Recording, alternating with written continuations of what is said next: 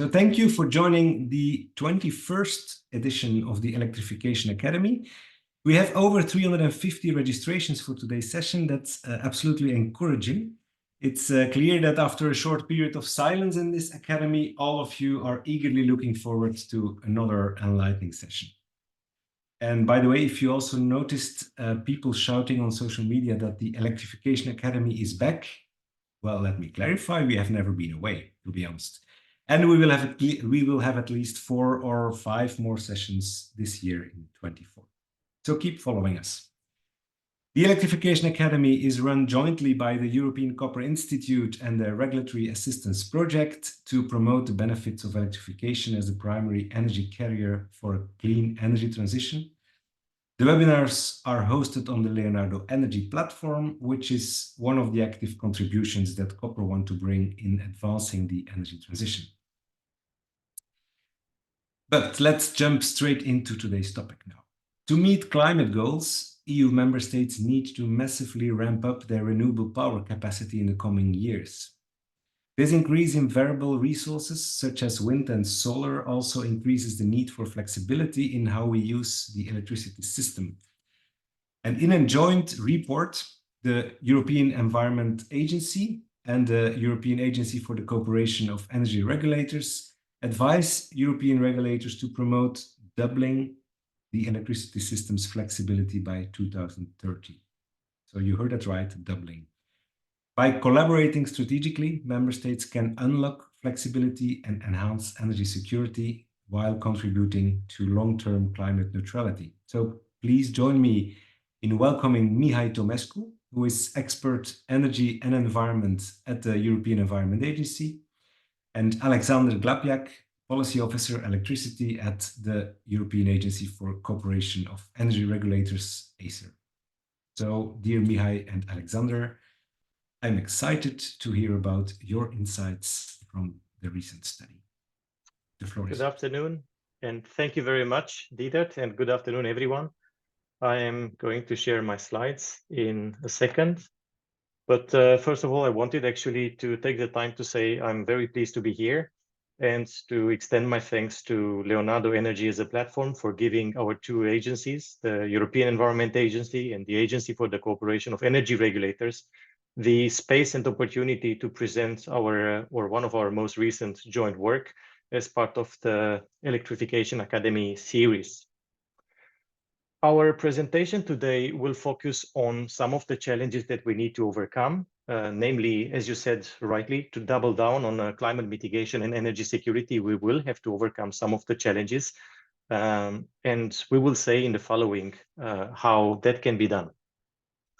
Just a few words about who we are and what we do. We basically represent 2 European Union agencies that normally inform policy makers in policy implementation. We perform also monitoring tasks under various EU policy frameworks. But regarding today's topic, we have actually partnered from the very beginning to try to identify concretely some of the challenges and some of the solutions as we move ahead with the energy transition and try to meet the targets that the European Union and the member states as such have set for themselves for 2030 and beyond. Moving to the next slide, our joint analysis shows that basically climate mitigation and energy security can go hand in hand, as you also highlighted. But delivering the energy transition will require some fundamental changes across the whole energy system. And specifically for our work and for our analysis, we see a need for countries to plan together better, to coordinate also their activities and the development and planning of their energy systems, so as to face collectively the challenges in a better manner at a lower costs, ultimately for all the users. And I would say here a little bit also highlighting from the report that we have learned recently some lessons on solidarity from our European energy supply crisis, where cooperation has been key to unlock the requested energy sources. And in a similar way, cross-border cooperation is essential and will be essential to unlock untapped flexibility potentials when it comes up to meeting the electricity demands at all points in time. So in the report that Alexander and I are presenting, we are sketching out, together with other authors, of course, who are not really here today, the key elements of the flexibility challenges and ways to respond to it. And we are calling on competent authorities and on regulators to collaborate closely.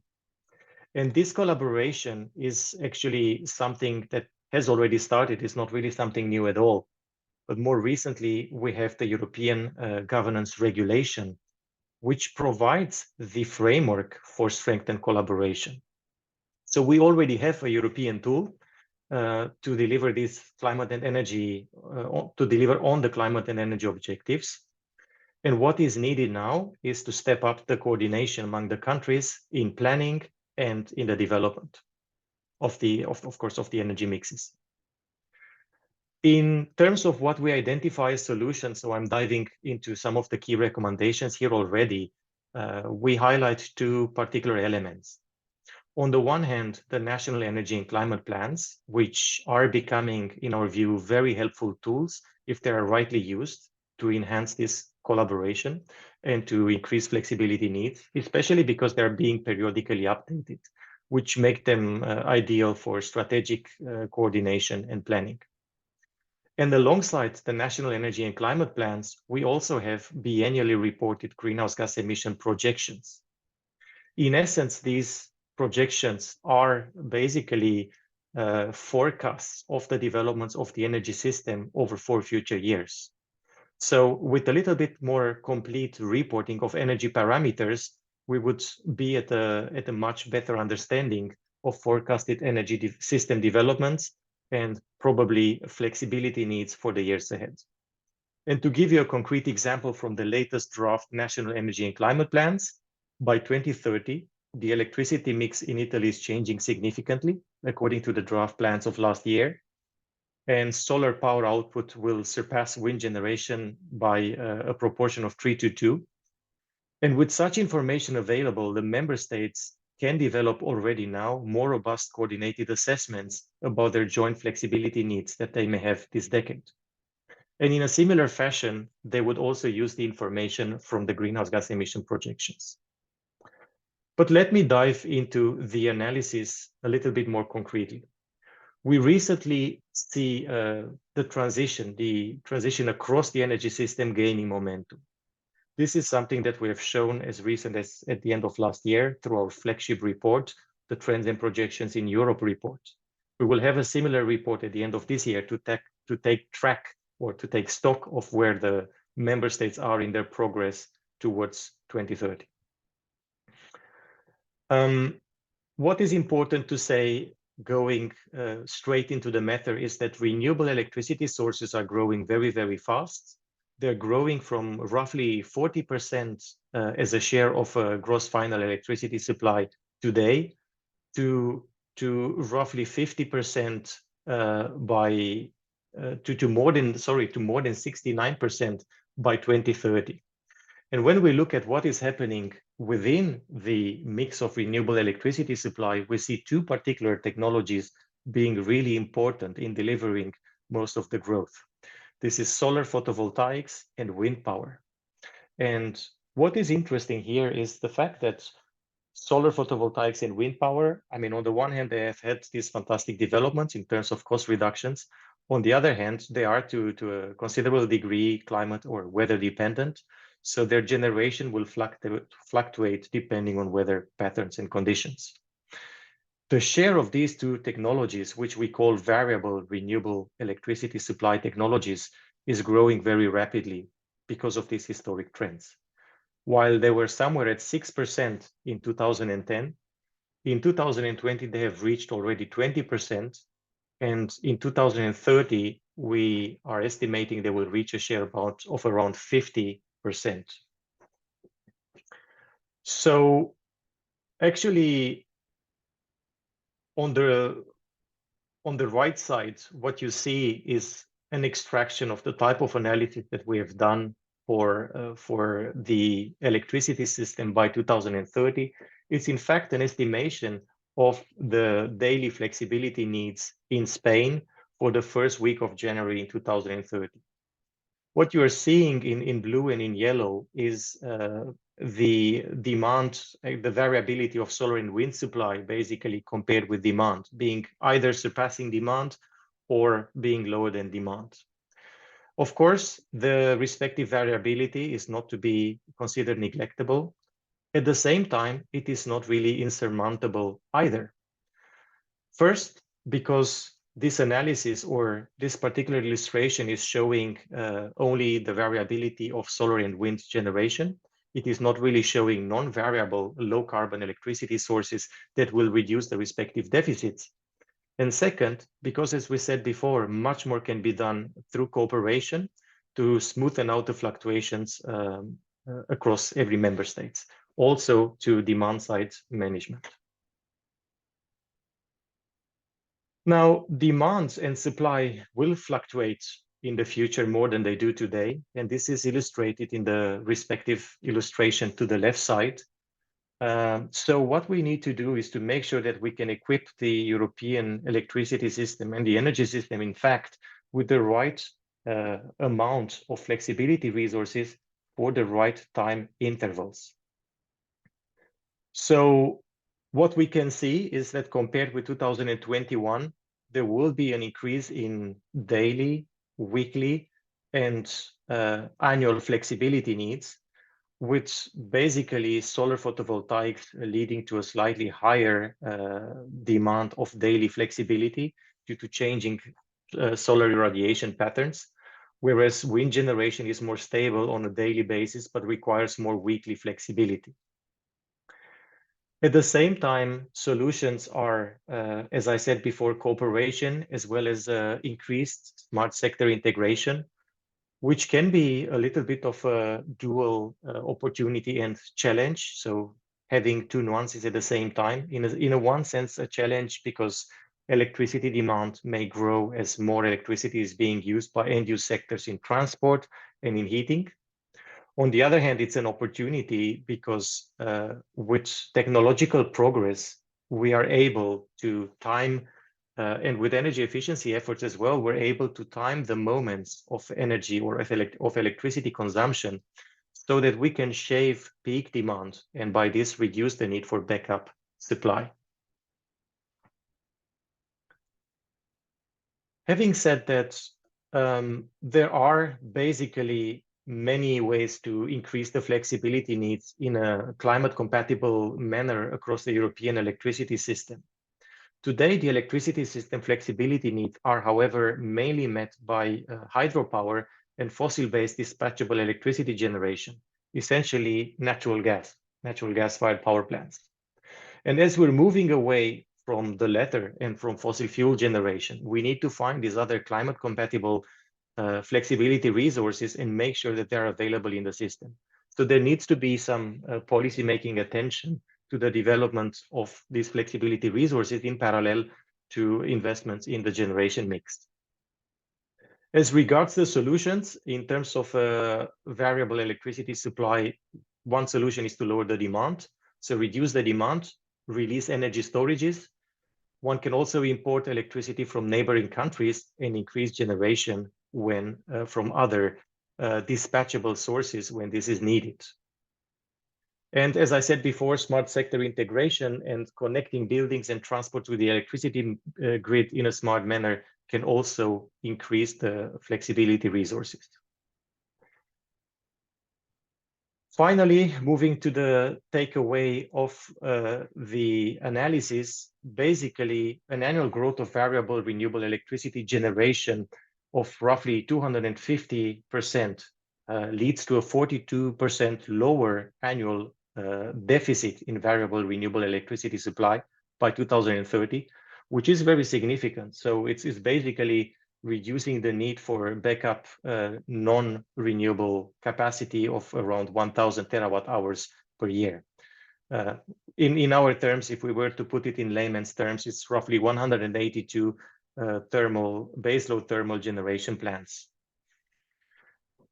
At the same time, existing and planned interconnections can reduce the annual deficit in variable renewable electricity supply by 133 terawatt hours equivalent to the annual generation of 21 thermal power plants, while measure to shave and shift demand, so energy efficiency and energy demand side response measures can have also a significant benefit in terms of reducing the need for additional generation, comparable to the annual generation of 37 thermal baseload power plants.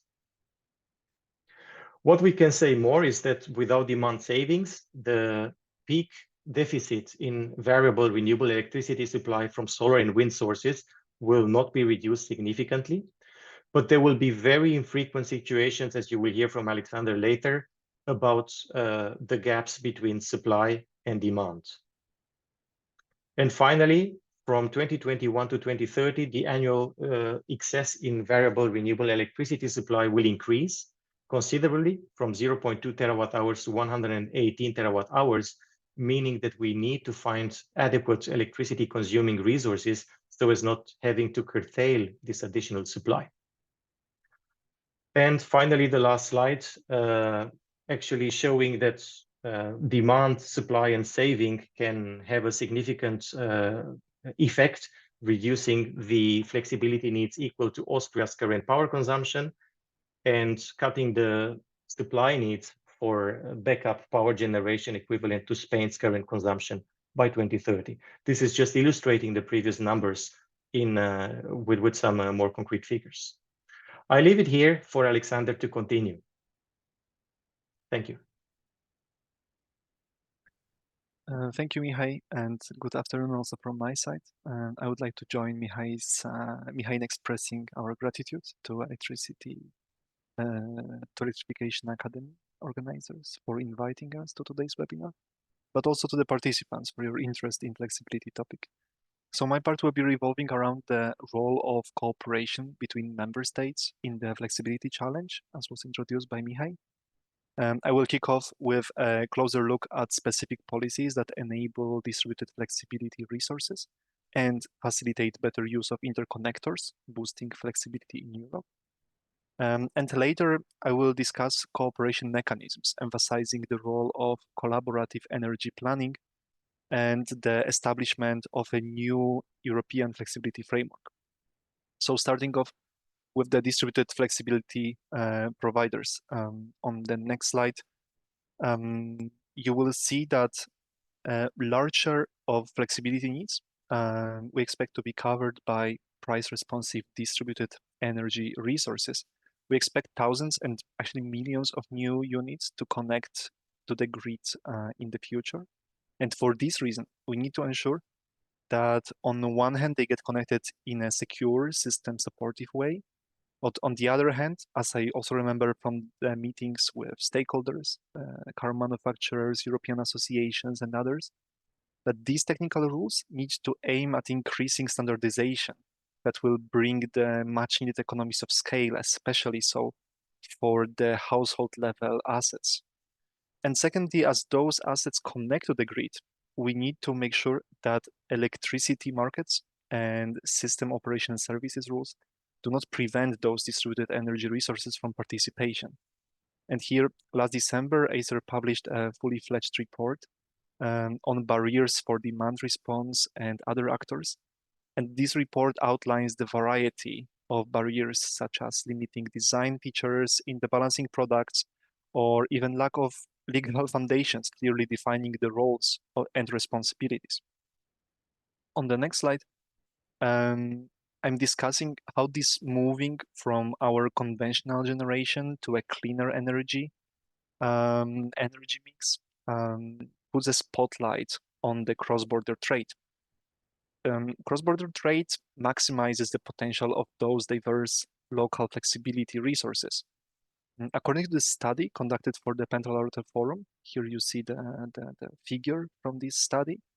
This forum is a regional partnership between France, Germany, Austria, Netherlands, Belgium, Luxembourg, and Switzerland as an observer. This study indicates that the interconnectors can boost flexibility in the system to cover up for 1/3 of the needs particularly in the wider timescales, multi-day, multi-week. Yet providing flexibility to the system goes beyond just technical capabilities and the construction of new interconnectors. It also requires us to use what we have efficiently. On the next slide, speaking about the market reality, we see a mixed picture. Here, an efficient capacity allocation in Europe is a success story, as we have transitioned from the net transfer capacities to a more efficient flow-based capacity calculation method. We have observed a better use of available capacities, as you can see here on the left. This is the case for day-ahead market and intraday market. In this case, a milestone ahead is the integration of balancing markets and TSOs joining the dedicated platforms. What makes this picture mixed, however, is how much capacity is actually available for cross-border trade. Here, I guess some of you may recall a famous 70% target, and that has been on our flag for quite some time here at ACER. What it means in practice is that European transmission system operators must ensure that at least 70% of the transmission capacity is offered for cross-node trade. And here, the dedicated report shows that there is still much work to be done, for instance, addressing the significant loop flows stemming from rather suboptimal configuration of bidding zones. The next slide shows what Mihai was already alluding to. So we speak about excess renewable generation or deficit of it, but what about the situation when output from both wind and solar is very limited? Many energy-related publications, also our report, have picked up the German rather accurate term Dunkelflaute, that is often translated as dark doldrums. They are difficult to predict, and at the same time, they put large stress on the system, especially in individual countries. However, they rarely occur on larger geographical scales, and were not observed at the European level in the periods that we analyzed. What we see instead is that the variations of wind and solar outputs do not vary that much from month to month, as also presented by Amber in their latest report. Different peaks and valley times of wind and solar seems to complement each other in the European case. However, it's worth noting that those complementarities across Europe are not a substitute for actual deployment of flexibility resources. We rather see that what will deliver a more efficient energy mix is first mixing different types of resources across well-connected geographies, and second, planning the local resources considering the plans of others, for example, in the framework of the National Energy and Climate Plans. The next slide, please, Mihai. Thank you. So now in our report, we refer to these two complementarities as technological and geographical complementarity. The first one is explained as combining the profiles of various renewable generation technologies to get a smoother sum. And the second complementarity, a geographical one, it entails benefiting from varying wind and solar potentials in different countries, but also different meteorological conditions across the continent. So, for example, we speak about the varying wind patterns across the continent. The figure on the left side, coming from another report for Pentaraltoral Partnership, the one I already mentioned, it presents how this European potential translates concretely into projected cross-border flows in 2050 for different seasons. You can see here how member states with high sun irradiation export rather considerable volumes of excess energy in the summer afternoon, and then in the winter evening benefit from the resources shared across the continent. On the next slide, we discuss the question that comes out to mind, which is how to really tap into those synergies. Given the complementarities, countries could benefit from considering the developments underway in their regions, and based on this knowledge, make informed policy choices that will exploit the synergies and reinforce regional cooperation. One of the areas of this cooperation is perhaps the NECP process that can turn into functional tool for policymakers, not a box-ticking exercise. But there are also other means like regional initiatives and high-level groups. Unfortunately, we see rather limited cooperation ambitions in the updated National Energy and Climate Plans submitted last year. Based on those drafts, the European Commission drew up a recommendation document 2 months ago, and it found that there is still a lot to be done in the area of cooperation between neighboring countries, but also in the area of regional initiatives. Which leads me to a second cooperation mechanism on the next slide, that is answering the question, how do we actually know what are the flexibility needs in the increasingly decarbonized system? This question is one of those most pressing topics during the ongoing discussions on the electricity market design reform. In December, the co-legislators, so the Parliament and the Council, agreed on the compromise text that presents a new European flexibility framework. Its main building blocks are a single common methodology, and then moving clockwise here, national flexibility reports and objectives, European assessment of flexibility needs, and optional support schemes. We see this framework as particularly important as it provides much needed coordination in the ways that we approach flexibility across Europe. We have seen some countries developing their own set of rules, support schemes popping up, and I think it's safe to say that this new European baseline will help in ensuring a level playing field in the topic of flexibility. Now, a couple of zoom-ins. At the heart of this framework, there is a common European methodology. It will be developed jointly by the European associations of system operators, ENTSO-E and EU DSO entity, and approved by ACER. And in the anticipation of this big analytical task, we have already started working on the methodology with the system operators, so to understand the main challenges and what are the links with other medium-term and long-term products, such as European Resource Adequacy Assessment, ERA, and the 10-year Network Development Plan, TYNDP. As I say here, our work is ongoing, so when the market design reform gets a final green light, if I'm not mistaken, this is planned for June this year or around June this year, we will have a good foundation already to start with the formal procedure. This was the methodology. Another important element of this framework is the dual assessment of flexibility needs. First, the national country-specific estimation and objectives, and then the European level assessment to screen the future up to 10 years in such a way that it takes into account those regional synergies that I mentioned, interdependencies, and consider the barriers to flexibility.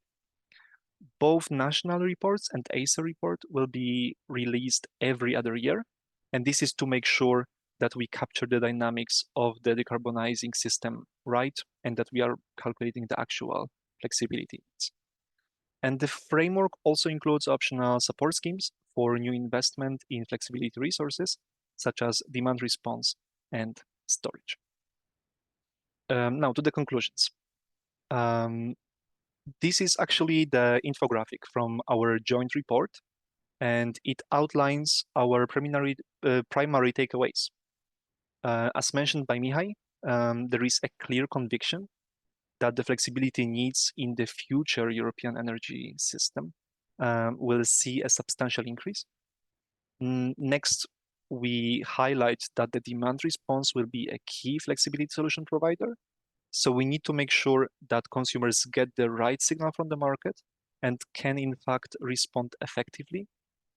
And third, in our view, the EU-wide cooperation is crucial to tackle the flexibility challenge. And this involves not just interconnectors linking geographies, but also establishing a common flexibility framework. Thanks a lot, and I hand over to you, Diedert.